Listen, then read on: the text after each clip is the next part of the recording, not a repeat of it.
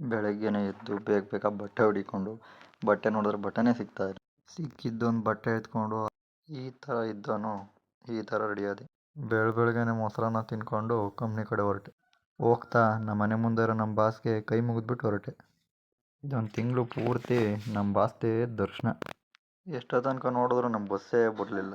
ಬರೀ ಕಾರ್ಗಳೇ ಓಡಾಡ್ತವೆ. ಬೆಂಗಳೂರು ತುಂಬಕ್ಕೆ ಬರೀ ಕಾರ್ಗಳೇ ಆಗ್ಬಿಟ್ವಪ್ಪ. ಅರ್ಧ ಗಂಟೆ ಕಾದಿದ್ದಕ್ಕೂ ಕೊನೆಗೆ ನಮ್ಮ ಬಸ್ ಬಂದು ಇವತ್ತು ಬಸ್ಸು ಫುಲ್ಲು ಫ್ರೀ ಇತ್ತು. ಜಾಲಿಯೋ ಜಾಲಿ. ಜಾಲಹಳ್ಳಿ ಕ್ರಾಸ್.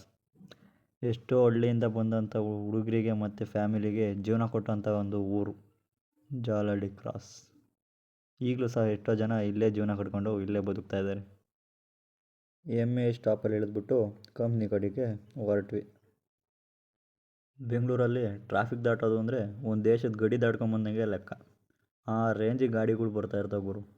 Full traffic. ಗೊರಗುಂಟೆ ಪಾಳ್ಯದಲ್ಲಂತೂ ಕೇಳೋಂಗೆ ಇಲ್ಲ ಬಿಡಿ. ಆ ಟ್ರಾಫಿಕ್ ದಾಟ್ಕೊಂಡು ಮುಂದೆ ಬಂದು ನಮ್ಮ ಬಾಸು ಅದೇ ರೋಡ್ ಸೈಡಲ್ಲೇ ನೆಲೆಸಿದ್ದಾರೆ. ಅಲ್ಲಿಗೆ ಬಂದ್ಬಿಟ್ಟು ನಮ್ಮ ಬಾಸ್ಗೊಂದು ಕೈ ಮುಗಿದ್ಬಿಟ್ಟು ತಂದೆ ಒಳ್ಳೇದು ಮಾಡಪ್ಪ ಎಲ್ಲರಿಗೂ ಅಂತ ಕೇಳ್ಕೊಂಡು ಹೊರಟೆ. ಅದೇನೋ ಗುರು ಗೊತ್ತಿಲ್ಲ, ಈ ಆ್ಯಂಗಲ್ ಮಧ್ಯದಲ್ಲಿ ಹೋಗ್ಬೇಕಾದ್ರೆ ರಾಜನ ಥರ ಹೋಗ್ತಾಯಿದ್ದೀವಿ ಅನ್ನೋ ಫೀಲು. ಏನೋ ದೋರ್ ಬಾಗಿಲು ದಾಟ್ಕೊಂಡು ದೊಡ್ಡದಾಗಿ ರಾಜನ ಥರ ಹೋಗ್ತಾಯಿದ್ದೀವಿ ಅನ್ನೋ ಫೀಲ್ ಮನಸ್ಸಿಗೆ. ನಮ್ಮ ಕಂಪ್ನಿ ರೋಡಲ್ಲಿರೋ ಸುಪ್ನಾ ಬುಕ್ ಸ್ಟೋರಲ್ಲಿ ಟಾಟಾ AC ಡ್ರೈವರ್ಸ್ಗೆ ವಾಂಟೆಡ್ ಹಾಕಿದ್ದಾರೆ. ಯಾರಾದರೂ ಇದ್ದರೆ ಬಂದು ಸೇರ್ಕೊಳ್ಳಿ. ಕರೆಕ್ಟಾಗಿ ಬೆಳಗ್ಗೆ 8:15ಗೆ ನಮ್ಮ ಕಂಪ್ನಿ ಒಳಗೆ ನಾನು ಎಂಟ್ರಿ ಆದೆ.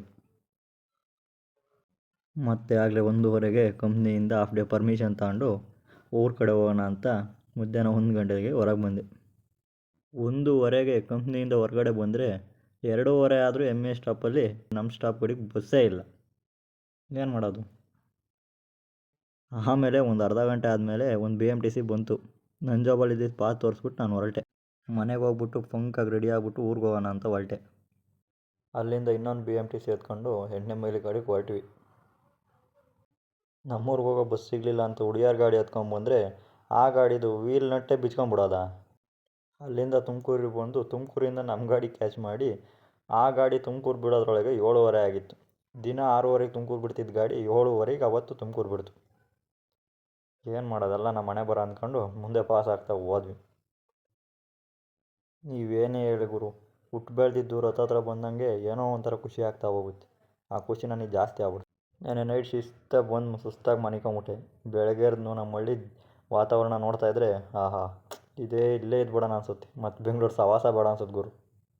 ಅವಾಗಿನ ಎದ್ದು ಕೂಗೊಂಡೆ ಗುರು. ನಮ್ಮ ಅಣ್ಣನ ಮಗಳು ಬಂದ್ಬಿಟ್ಟು ಚಿಚಾ ಚಿಚಾ ಅಂತ ಹಿಂದಿಂದ ಓಡಾಡ್ತಾವಳೆ.